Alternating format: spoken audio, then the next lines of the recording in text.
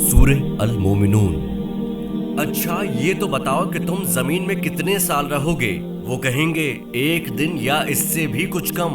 आप आदाद शुमार करने वालों से पूछ लें। कहा जाएगा तुम वाकई वहां बहुत थोड़ी देर रहे हो, काश कि तुमने ये बात उस वक्त समझी होती।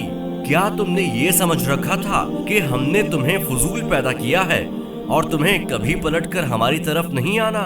अल्लाह पाक है इससे कि कोई फजूल काम करे, वही बादशाह हकीकी है, उसके सिवा कोई आला नहीं और वही अर्श करीम का रब है।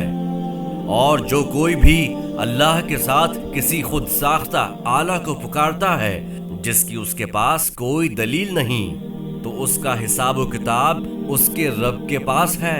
ऐसे काफिर कभी फलाह नहीं पा सकते।